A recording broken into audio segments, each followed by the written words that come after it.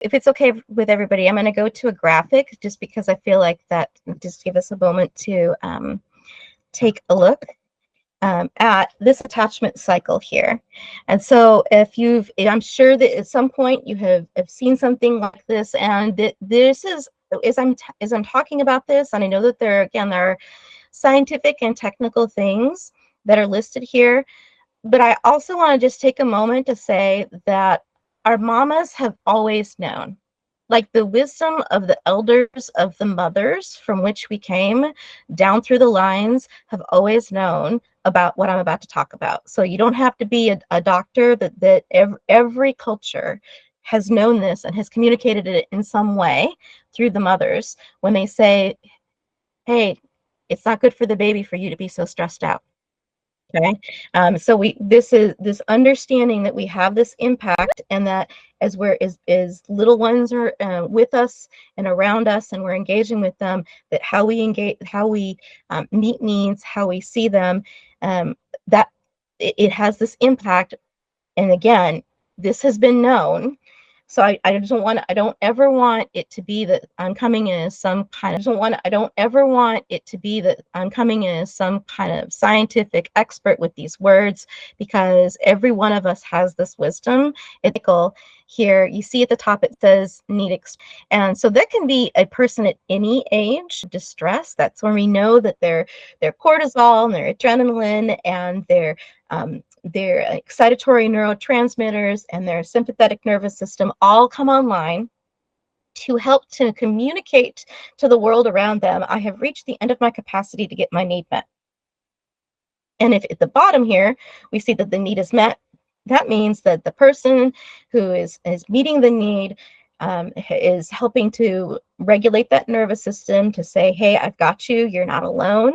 And we know that it has this biological chemical flow of the person being able to calm their excitatory neurotransmitters with inhibitory, which means it's calming down, that there's a person who is walking alongside, who is bearing witness, who is seeing, who is telling the truth, who is maybe giving words that they may not have as they're expressing their need.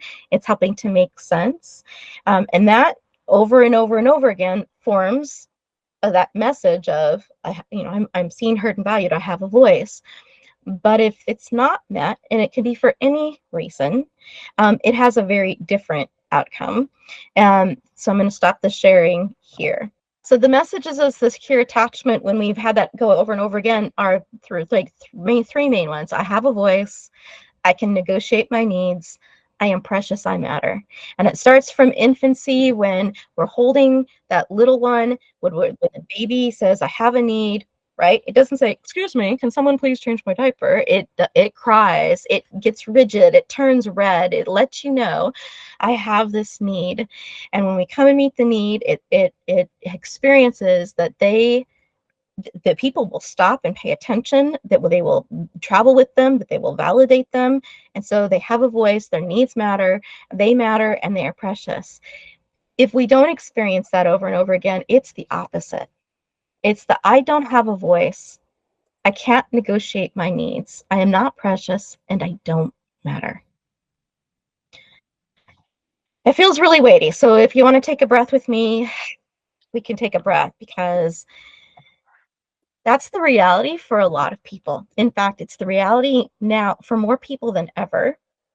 Back when Lindy and I started doing this work, the majority of people were reported to have secure attachment, and that is not what is reported anymore.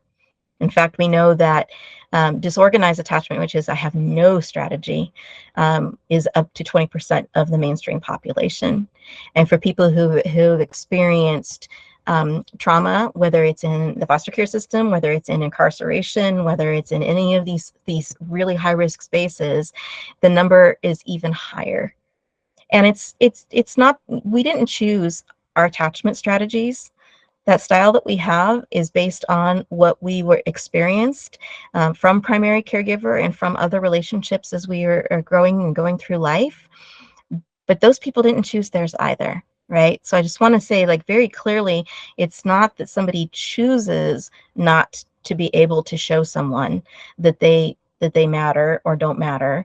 It's based on their own strategies, right? And so even in where there's been a power differential that's not safe, or there's been abuse that's happened, that's not okay, and we don't excuse that behavior, but we can understand that there was something even in that person's history that has led to their inability to be able to provide that.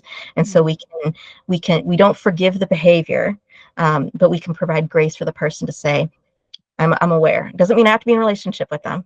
Doesn't mean I have to be in a relationship with them. I'm going to be in my safe and healthy relationships because I need to heal my DNA. I need to heal my heart, mind, body, and soul. And then I can be that for other people as well. Yeah.